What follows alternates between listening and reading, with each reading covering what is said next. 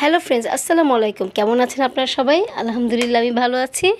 তো প্রতিদিনের মতো আজকে চলে আসলাম নতুন একটি ব্লগ নিয়ে। তো আমরা সাধারণত সবাই প্রতিদিনই রান্না করি, কিছু না কিছু আমরা রান্না করেই থাকি। আমাদের বেঁচে থাকতে হলে অবশ্যই আমাদের খেতে হবে, খাওয়া তো আমাদের বাদ দেওয়া যাবেই না, তাই না?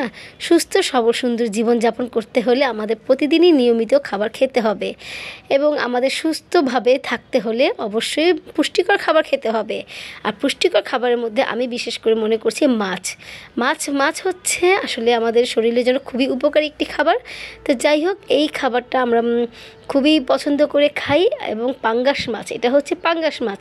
আমরা কিন্তু সবাই ছোট বড় সবাই কিন্তু পাঙ্গাস মাছ খুবই পছন্দ করে খাই, কারণ এই মাছটার স্বাদ যেমন ভালো তেমনি কিন্তু কাঁটা নেই, খুব একটা কাঁটা থাকে না। তো এই কারণে আমরা এই মাছটা খুব পছন্দ করি। তো বন্ধুরা, আমি আজকে রান্না করছি পাঙ্গাস মাছের ভুনা রান্না করব। তো আমি প্রথমে মাছগুলো ভেজে নিচ্ছি। আসলে মাছগুলো ভেজে নিলে কিন্তু রান্নাটা খুব ভালো হয় এবং খেতে খুব ভালো লাগে, টেস্টটা অনেক বাড়িয়ে দেয়। তো মাছ ভাজার সময় আমি একটা আপনাদেরকে টিপস বলে দিচ্ছি, সেটা হচ্ছে ফ্রাই প্যানে যখন আপনি তেল দিবেন তখন একটু পরিমাণে একটু লবণও দিয়ে দিবেন, কারণ লবণের ছিটা যদি আপনি দিয়ে দেন তাহলে কিন্তু মাছগুলো নিচে লেগে যাবে না, সুন্দর হয়ে ভেজে আসবে, মাছগুলো এক এক করে উঠে আসবে খুব সুন্দরভাবে। তো এই কারণে আমি সাধারণত সবসময় এটাই করি, ফ্রাই প্যানের মধ্যে একটু লবণ দিয়ে দিই, লবণ দিয়ে তারপর আমরা মাছগুলো ভেজে নিই। তো বন্ধুরা দেখুন, এক এক করে আমি মাছগুলো সবই ভেজে নিচ্ছি।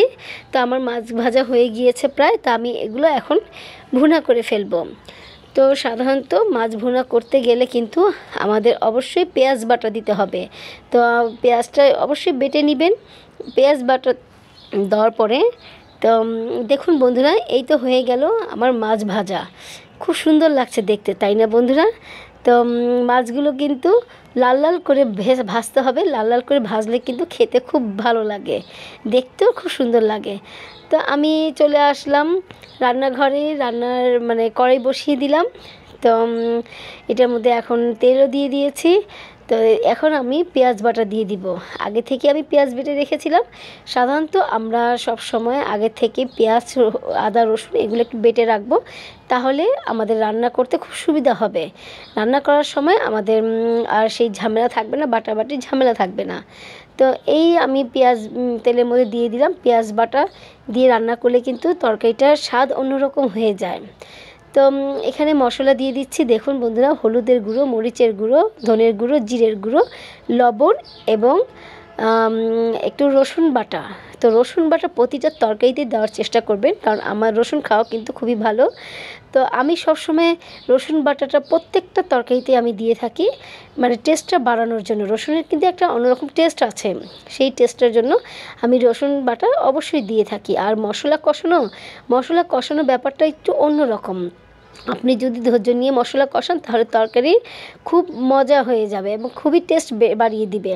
তো আমি এখন পাকার কতগুলো টমেটো দিয়ে দিলাম, আপনার ইচ্ছা মতো দিয়ে দিবেন, 2টা বা 3টা, যে কটা মন চায় আপনি দিয়ে দিবেন পাকা টমেটো কেটে। তো এগুলো এখন একত্রে করে আমি ঢাকনা দিয়ে ঢেকে রাখবো, কিছুক্ষণ অপেক্ষা করব, যে মশলা কষানো পর্যন্ত আমি কিছুক্ষণ অপেক্ষা করব। দেখুন বন্ধুরা, তো আমাদের এই মশলাগুলো কষে গিয়েছে এবং টমেটোর সাথে মশলা একদম মিশে গিয়েছে।